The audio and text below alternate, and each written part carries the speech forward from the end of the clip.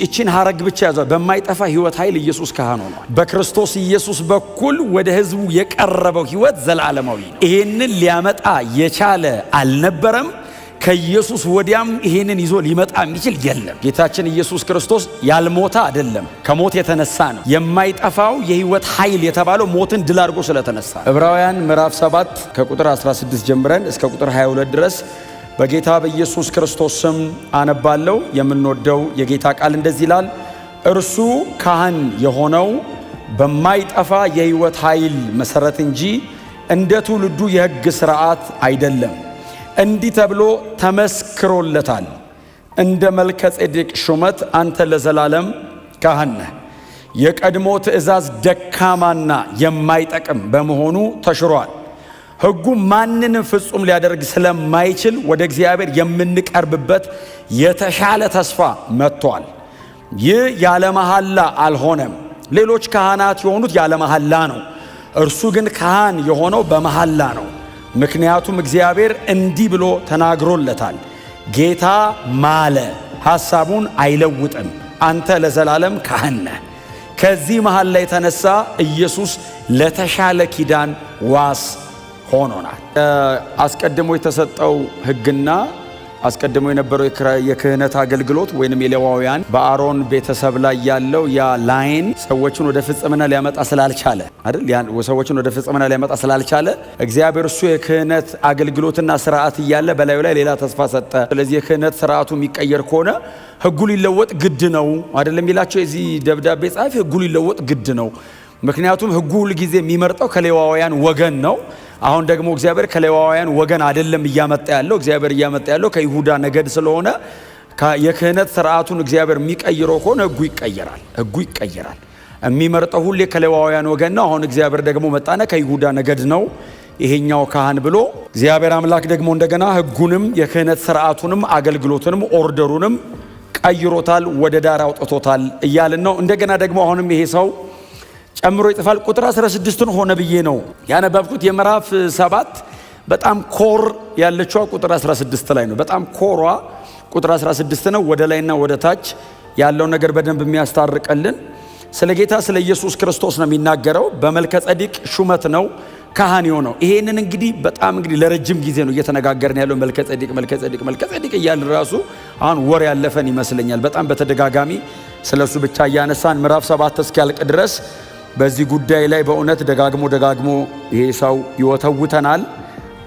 ግን እንደ መልከ ጼዴቅ ሹመት እርሱ ለዘላለም ካህን ነው የሚለውን ሲያጸና ቁጥር 16ን ደግመን ብናየው ደስ ይለኛል። ምንድነው የሚለው? እርሱ ካህን የሆነው አይደል በማይጠፋ ሕይወት ኃይል እንጂ ምንድነው የሚለው? ሌላው እንደ ትውልዱ የሕግ ሥርዓት አይደለም።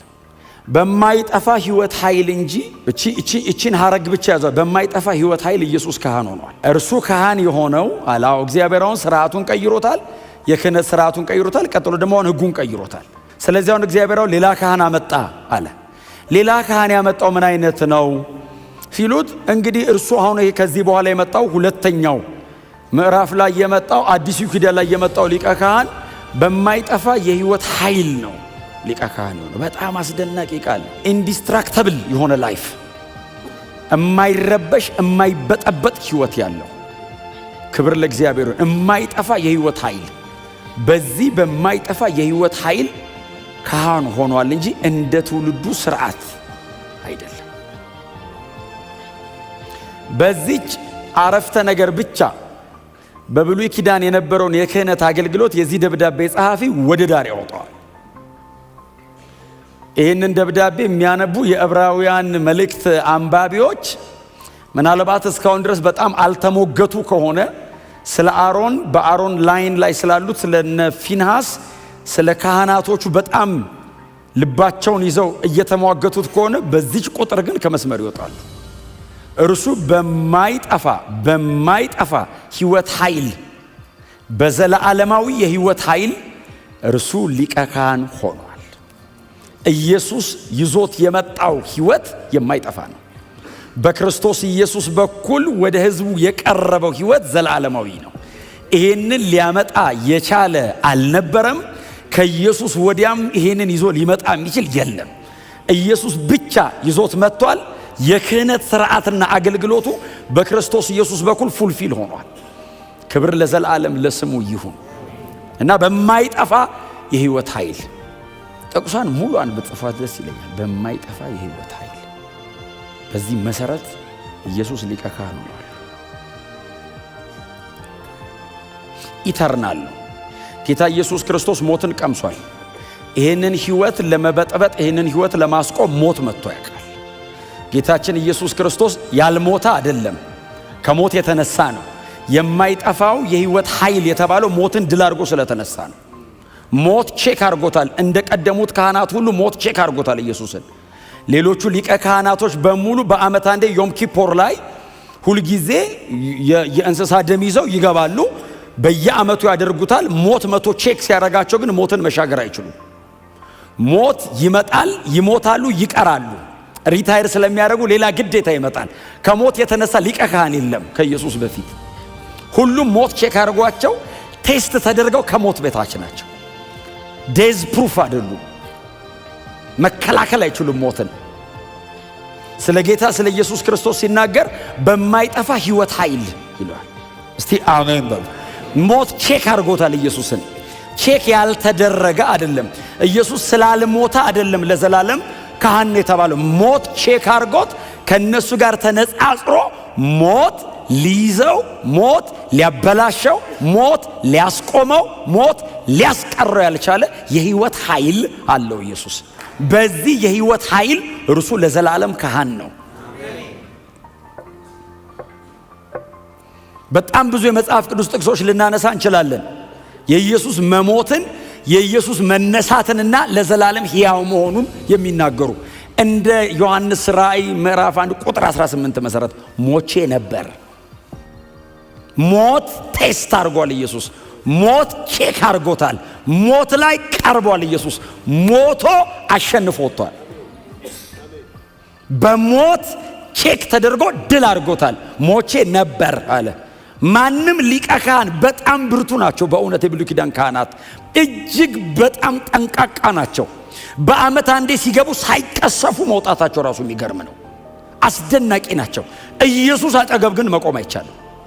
ከኢየሱስ ጋር ግን ለንጽጽር መቅረብ አይቻልም።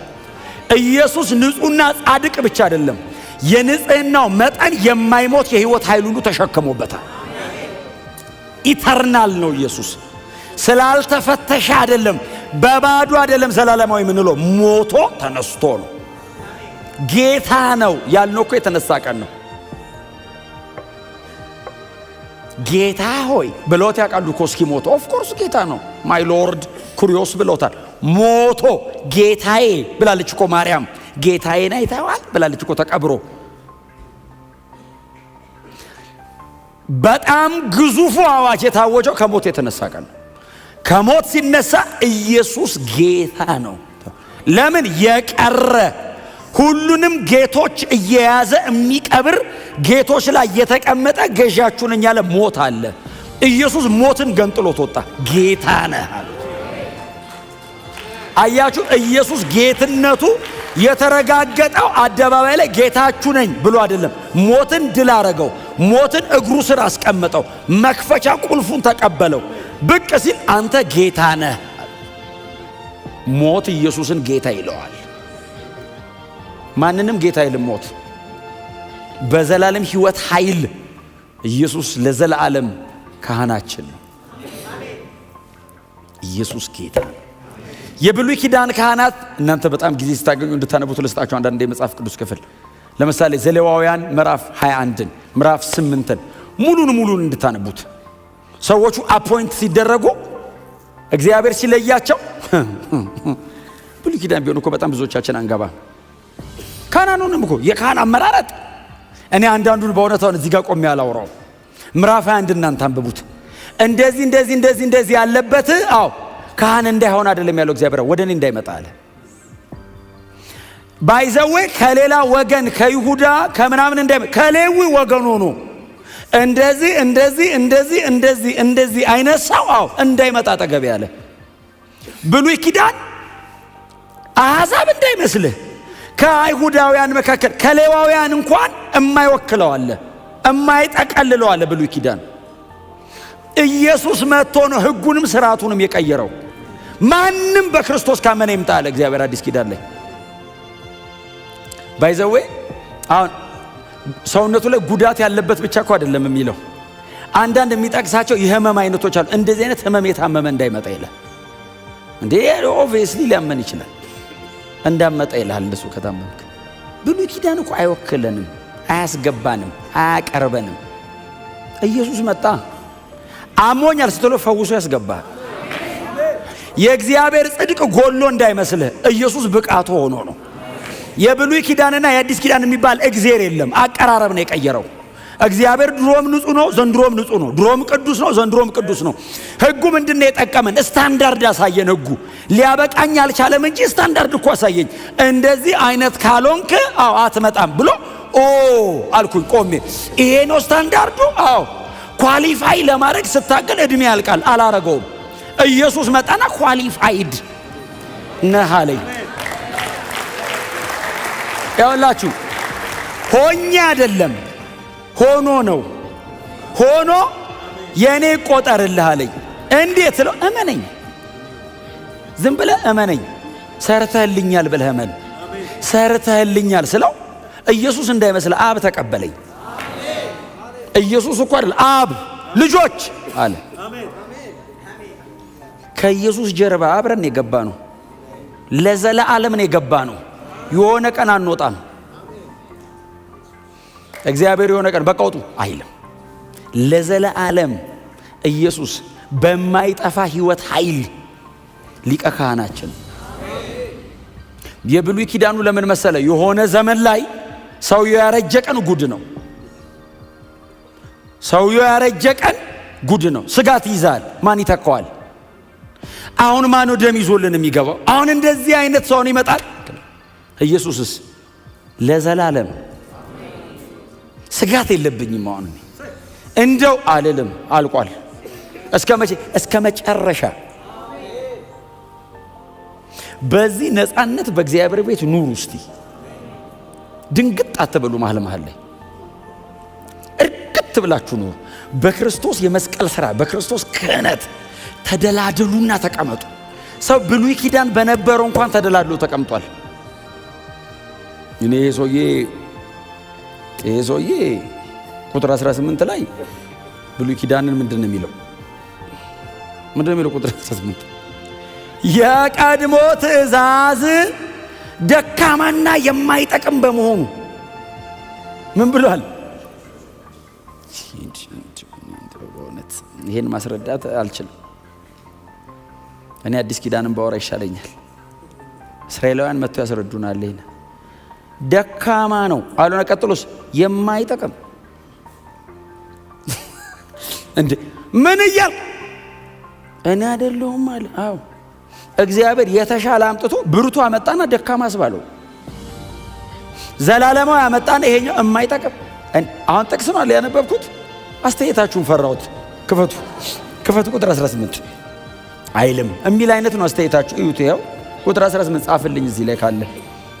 የቀድሞ ትእዛዝ ምንድን ነው የሚለው? ጉባኤ ውስጥ ያንብብ።